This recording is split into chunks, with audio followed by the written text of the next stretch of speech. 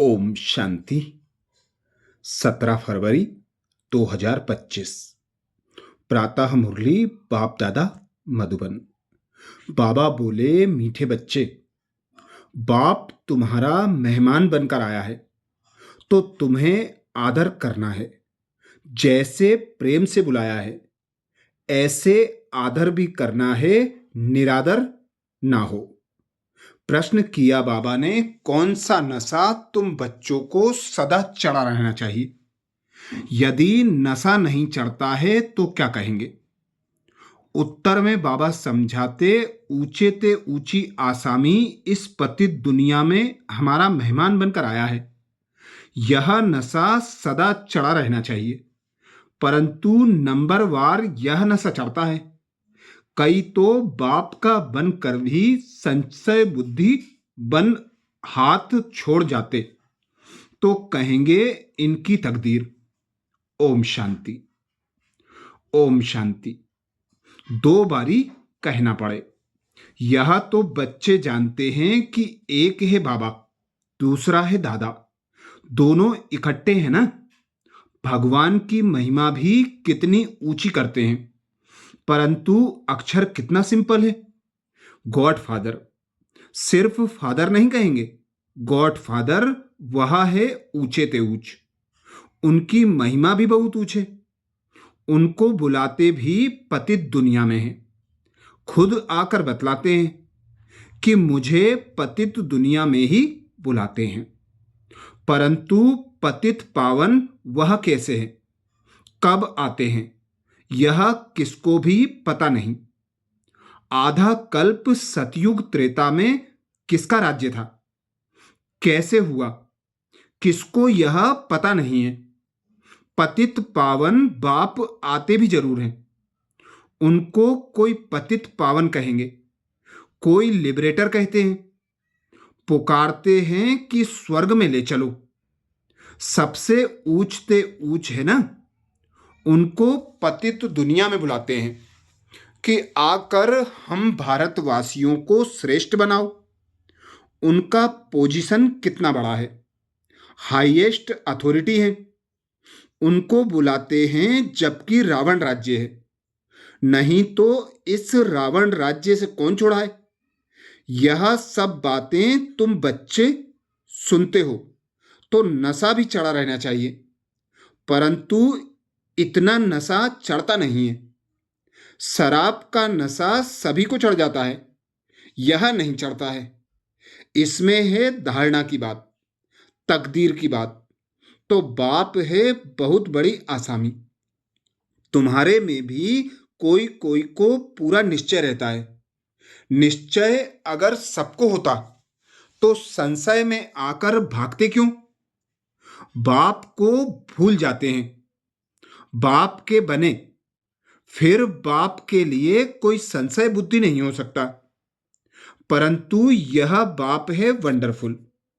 गायन भी है, आश्चर्यवत बाबा को जानंती, बाबा कहंती, ज्ञान सुनंती, सुनावंती, अहो माया फिर भी संशय बुद्धि बनावंती। बाप समझाते हैं इन भक्ति मार्ग के शास्त्रों में कोई सार नहीं है। बाप कहते हैं मुझे कोई भी जानते नहीं है। तुम बच्चों में भी मुश्किल कोई ठहर सकते हैं, फिर भी फील करते हो कि वह याद स्थायी ठहरती नहीं है। हम आत्मा बिंदी हैं, बाबा भी बिंदी है। वह हमारा बाप है, उनको अपना शरीर तो है नहीं। कहते हैं मैं इस तन का आधार लेता हूं, मेरा नाम शिव है। मुझे आत्मा का नाम कभी बदलता नहीं है। तुम्हारे शरीर के नाम बदलते हैं, शरीर पर ही नाम पड़ते हैं। शादी होती है तो नाम बदल जाता है, फिर वह नाम पक्का कर लेते हैं। तो अब बाप कहते हैं तुम यह पक्का कर लो कि हम आत्मा हैं। यह बाप ने ही परिचय दिया है कि जब जब अत्याचार और ग्लानि होती है तब मैं आता हूं। कोई अक्षरों को भी पकड़ना नहीं है, बाप खुद कहते हैं, मुझे पत्थर ठिक्कर में, पत्थर भित्तर में ठोक कितनी ग्लानि करते हैं। यह भी नई बात नहीं। कल्प कल्प ऐसे पतित बन ग्लानि करते हैं, तब ही मैं आता हूं। कल्प कल्प मेरा पार्ट है, इसमें अदली बदली हो नहीं सकती। ड्रामा में नूंद है ना। तुमको कई कहते हैं सिर्फ भारत में ही आता है। क्या भारत ही सिर्फ स्वर्ग बनेगा? हाँ, यह तो अनादि अविनाशी पार्ट हो गया ना। बाप कितना ऊंचते ऊंच है। पतितों को पावन बनाने वाला बाप कहते हैं, मुझे बुलाते ही इस पतित दुनिया में है। मैं तो सदा पावन हूं, मुझे पावन दुनिया में बुलाना चाहिए ना। परंतु नहीं, पावन दुनिया में बुलाने की दरकार ही नहीं। पतित दुनिया में ही बुलाते हैं कि आकर पावन बनाओ। मैं कितना बड़ा मेहमान हूं। आधा कल्प से मुझे याद करते आयो। यहां कोई बड़े आदमी को बुलाएंगे, करके 1-2 वर्ष बुलाएंगे। फलाना इस वर्ष नहीं तो दूसरे वर्ष आएगा। इनको तो आधा कल्प से याद करते आए हो। इनके आने का पार्ट तो फिक्स हुआ पड़ा है। यह किसको भी पता नहीं है। बहुत ऊंचते ऊंच बाप है। मनुष्य बाप को एक ओर तो प्रेम से बुलाते हैं, दूसरी ओर महिमा में दाग लगा देते हैं। वास्तव में यह बड़े ते बड़ा गेस्ट ऑफ ऑनर अर्थात बड़ी महिमा वाला मेहमान है, जिसकी ऑनर अर्थात महिमा को दाग लगा दिया। कह देते हैं वह पत्थर टिक्कर में सब में है। कितनी हाईएस्ट अथॉरिटी है। बुलाते भी बहुत प्रेम से हैं, परंतु हैं बिल्कुल बुद्धू। मैं ही आकर अपना परिचय देता हूं कि मैं तुम्हारा फादर हूं। मुझे गॉड फादर कहते हैं। जब सब रावण की कैद में हो जाते हैं, तब ही बाप को आना होता है, क्योंकि सब हैं भक्तियां अथवा ब्राइड्स सीताएं। बाप है ब्राइड ग्रूम राम। एक सीता की बात नहीं है। सब सीताओं को रावण की जेल से छुड़ाते हैं। यह है बेहद की बात। यह है पुरानी पतित दुनिया। इसका पुराना होना फिर नया होना एक्यूरेट है। यह शरीर आदि तो कोई जल्दी पुराने हो जाते हैं, कोई जास्ती टाइम चलते हैं। यह ड्रामा एक्यूरेट नूंद है। पूरे 5000 वर्ष बाद फिर मुझे आना पड़ता है। मैं ही आकर अपना परिचय देता हूं और सृष्टि चक्र का राज समझाता हूं। किसको भी ना मेरी पहचान है, ना ब्रह्मा विष्णु शंकर की, ना लक्ष्मी नारायण की, ना राम सीता की पहचान है। ऊंचे ते ऊंच एक्टर्स ड्रामा के अंदर तो यही है तो मनुष्य की बात। कोई 8-10 भुजा वाले मनुष्य नहीं है। विष्णु को 4 भुजा क्यों दिखाते हैं? रावण के 10 शीश क्या हैं? यह किसको भी पता नहीं है। बाप आकर ही सारे वर्ल्ड के आदि मध्य अंत का नॉलेज बताते हैं। कहते हैं मैं हूं बड़े ते बड़ा गेस्ट, परंतु गुप्त। यह भी सिर्फ तुम जानते हो, परंतु जानते हुए भी फिर भूल जाते हो। उनका कितना रिगार्ड रखना चाहिए, उन्हें याद करना चाहिए। आत्मा भी निराकार, परमात्मा भी निराकार। इसमें फोटो की भी बात नहीं। तुमको तो आत्मा निश्चय कर बाप को याद करना है, देह अभिमान छोड़ना है। तुम्हें सदैव अविनाशी चीज को देखना चाहिए। तुम विनाशी देह को क्यों देखते हो? देही अभिमानी बनो, इसमें ही मेहनत है। जितना याद में रहेंगे उतना कर्मातीत अवस्था को पाए ऊंच पद पाएंगे। बाप बहुत ही सहज योग अर्थात याद सिखलाते हैं। योग तो अनेक प्रकार के हैं। याद अक्षर ही यथार्थ है। परमात्मा बाप को याद करने में ही मेहनत है। कोई बिरला सच बताते हैं कि हम इतना समय याद में रहा। याद करते ही नहीं हैं तो सुनाने में लज्जा आती है। लिखते हैं सारे दिन में 1 घंटा याद में रहे तो लज्जा आनी चाहिए ना। ऐसा बाप जिसको दिन रात याद करना चाहिए और हम सिर्फ 1 घंटा याद करते हैं, इसमें बड़ी गुप्त मेहनत है। बाप को बुलाते हैं तो दूर से आने वाला गेस्ट हुआ ना। बाप कहते हैं मैं नई दुनिया का गेस्ट नहीं बनता, आता ही पुरानी दुनिया में हूं। नई दुनिया की स्थापना आकर करता हूं। यह पुरानी दुनिया है, यह भी कोई यथार्थ नहीं जानते हैं। नई दुनिया की आयु ही नहीं जानते। बाप कहते हैं यह नॉलेज मैं ही आकर देता हूं। फिर ड्रामा अनुसार यह नॉलेज गुम हो जाती है। फिर कल्प बाद यह पार्ट रिपीट होगा। मुझे बुलाते हैं, वर्ष वर्ष शिव जयंती मनाते हैं। जो होकर जाते हैं तो उनकी वर्ष वर्ष वर्षी मनाते हैं। शिव बाबा की भी 12 मास बाद जयंती मनाते हैं, परंतु कब से मनाते आए हैं यह किसको भी पता नहीं है। सिर्फ कह देते हैं कि लाखों वर्ष हुए हैं। कलयुग की आयु ही लाखों वर्ष लिख दी है। बाप कहते हैं यह है 5000 वर्ष की बात। बरोबर इन देवताओं का भारत में राज्य था ना, तो बाप कहते हैं मैं भारत का बहुत बड़ा मेहमान हूं। मुझे आधा कल्प से बहुत निमंत्रण देते आए हो। जब बहुत दुखी होते हैं तो कहते हैं हे पतित पावन आओ। मैं आया भी हूं पतित दुनिया में। रथ तो हमको चाहिए ना। आत्मा है अकाल मूर्त, उनका यह तख्त है। बाप भी अकाल मूर्त हैं, इस तख्त पर आकर विराजमान होते हैं। यह बड़ी रमणीक बातें हैं और कोई सुने तो चकित हो जाए। अब बाप कहते हैं बच्चे मेरी मत पर चलो। समझो शिव बाबा मत देते हैं। शिव बाबा मुरली चलाते हैं। यह कहते हैं मैं भी उनकी मुरली सुनकर बजाऊंगा। सुनाने वाला तो वह है ना। यह नंबर 1 पूज्य सो फिर नंबर 1 पुजारी बना। अभी यह पुरुषार्थी है।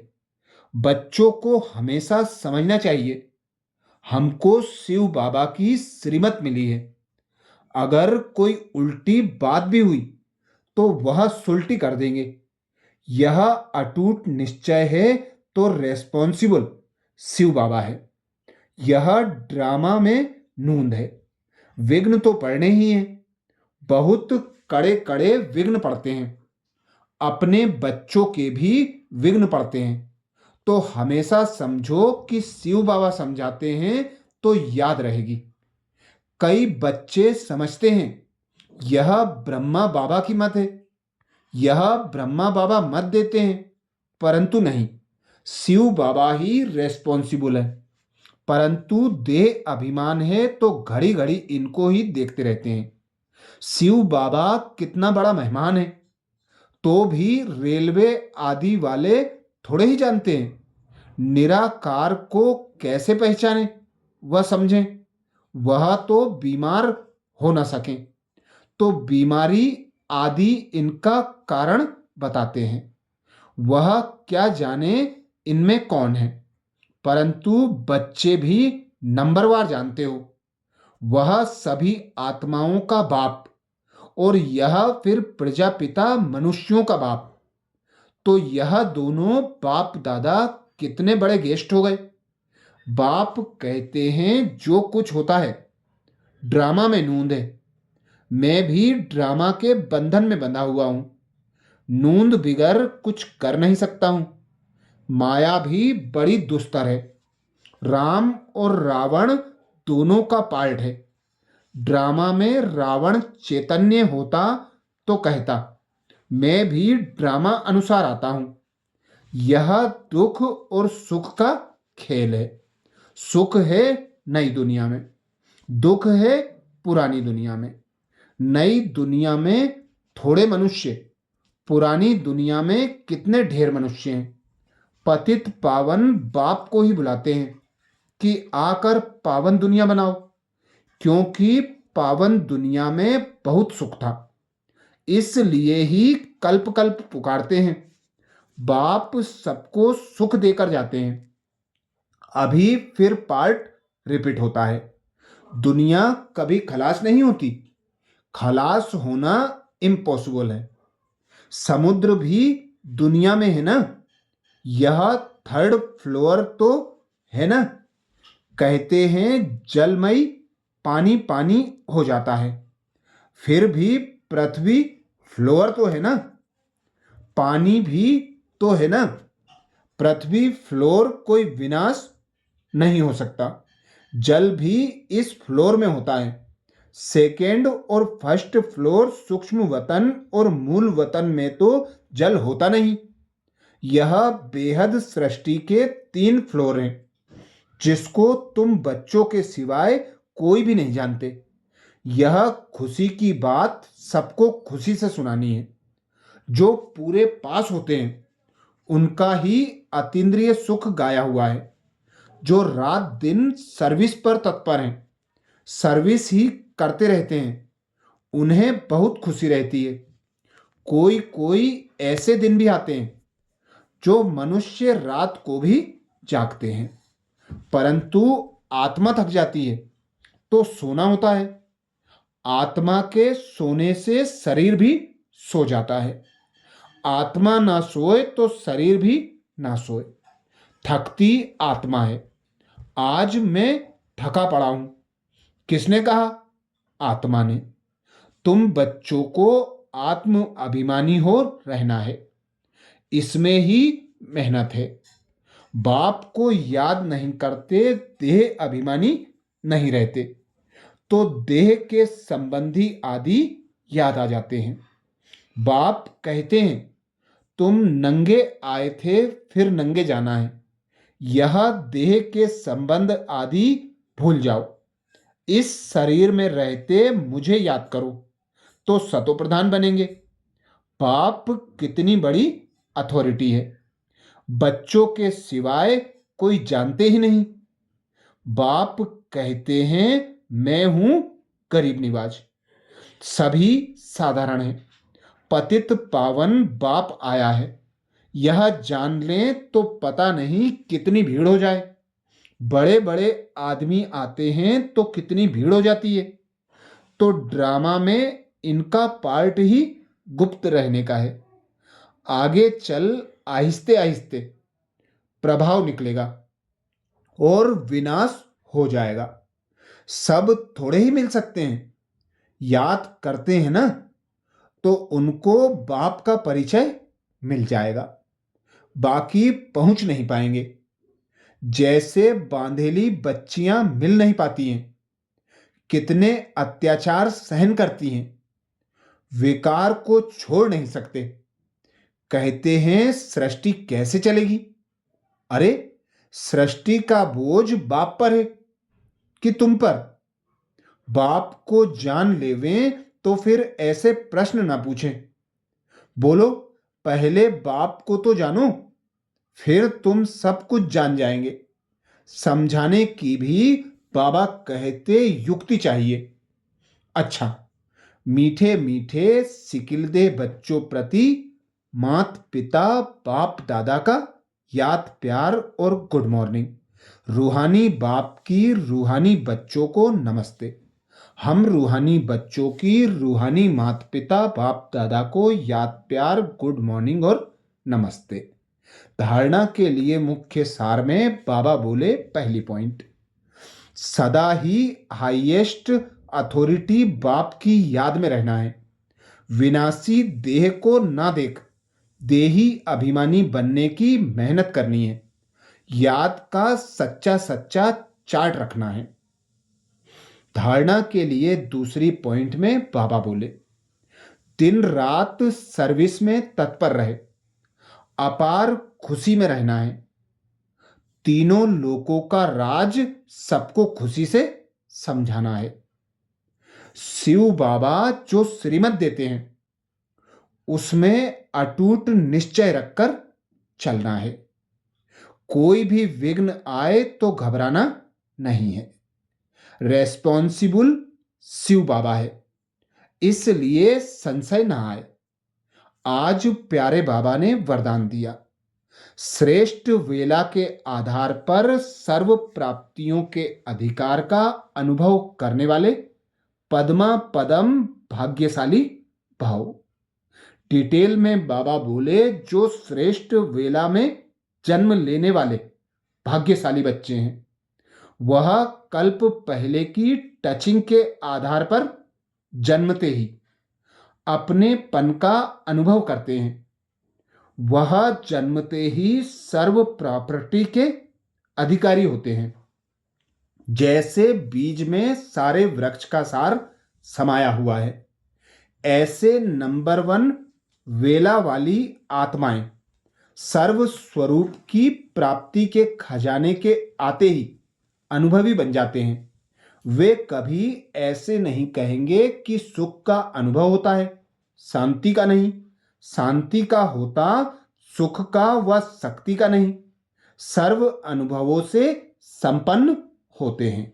स्लोगन में बाबा बोले, अपने प्रसन्नता की छाया से शीतलता का अनुभव कराने के लिए निर्मल और निर्माण बनो। अपने प्रसन्नता की छाया से शीतलता का अनुभव कराने के लिए निर्मल और निर्माण बनो। अव्यक्त इशारा, एकांत प्रिय बनो। एकता और एकाग्रता को अपनाओ। सर्व संबंध, सर्व रचनाएं एक से लेने वाला ही एकांत प्रिय हो सकता है।